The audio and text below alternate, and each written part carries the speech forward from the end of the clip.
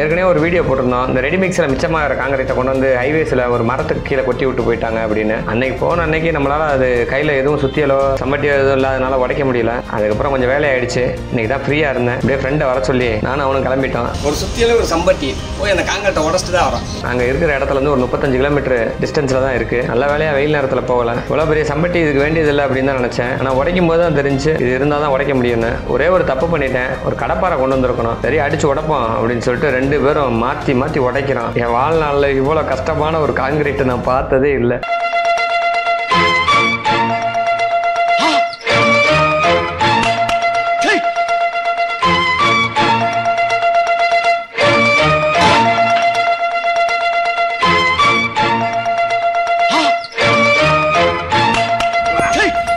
என்ன காரணம்னா காங்கிரீட் போட்டதுக்கப்புறம் தண்ணி ஊற்றினா நல்லா செட் ஆகும். இது இயற்கையாகவே மழை பெஞ்சிருக்கும் போல காங்கிரீட்டில் நல்லா மழை பெஞ்சு நல்லா நனைஞ்சு இல்லை செடிக்கு தண்ணி ஊற்றின தண்ணியில் காங்கிரீட் நல்லா செட் ஆகிடுச்சான்னு தெரியல. செடியில் வந்து தண்ணி தங்கணுன்றதுக்காக செடியை சுற்றி ஒரு குழி பறிச்சிருப்பாங்க.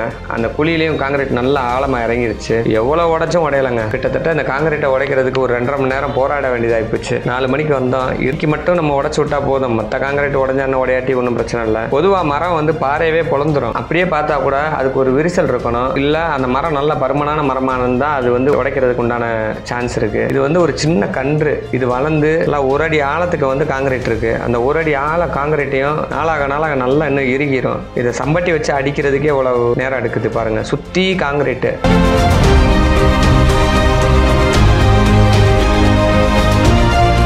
பொதுவாக மரங்களில் நிறைய கேபிளை கட்டி விட்டு போயிடுவாங்க. நிறைய கட்டுக்கம்பியை கட்டி விட்டு போயிடுவாங்க. அந்த மரம் வளர்ந்துடும். ஆனால் அந்த கேபிள் இருக்கிற இடத்துல மட்டும் பார்த்தீங்கன்னா இறுகி அந்த கேபிள் உள்ளே போய் மரத்துக்குள்ளேயே தான் இருக்கும். அதே மாதிரி தான் இந்த காங்கிரீட்டும். மரம் மேலே வேணால் வளருமே தவிர கீழே காங்கிரீட் உள்ள இடத்துல வந்து அப்படியே தான் இருக்கும். அந்த ஒரு இன்ச்சு திக்னஸில் தான் அந்த மரம் இருக்குது. அதே திக்னஸில் தான் இருக்கும். சம்பட்டியோட வெயிட் வேற ரொம்பங்க.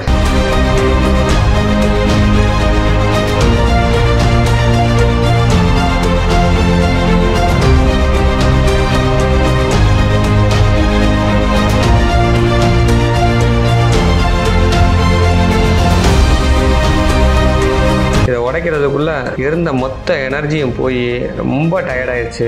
ஏற்கனவே ஒரு வாரமா சரியா சாப்பிடாம ஒரே அலைச்சல். சரி ஃப்ரெண்டு கூட வந்தான். அவன் கொஞ்சம் சம்பட்டி அடிச்சதுனால நம்மளுக்கு தப்பிச்சான். ஒரு ஆளா அடிச்சு உடைக்கணும்னா வாய்ப்பே இல்லைங்க. எது எப்படியோ இனிமே இந்த மரக்கன்று நல்லபடியா வளரும். தயவு செஞ்சு அடுத்து இந்த மாதிரி எல்லாம் பண்ணாதீங்க. ஒரு மரம் தான் நினைக்காதீங்க. அதுவும் ஒரு உயிர் தான். நம்மளால முடிஞ்ச வரைக்கும் இயற்கைக்கு ஒத்துழைப்போட இருக்கும். தேவையான அளவுக்கு உடைச்சாச்சு. ஃபுல்லும் இருட்டாயிருச்சு. சரி கிளம்புவோம் அப்படின்னு சொல்லி கிளம்பி வந்துட்டோம். இருந்தாலும் அடுத்த நாள் மனசு கேட்கல. ஒரு கடப்பாறை எடுத்துட்டு போய் சுத்தி உள்ள காங்கிரீட் எல்லாத்தையும் திரும்ப பேர்த்து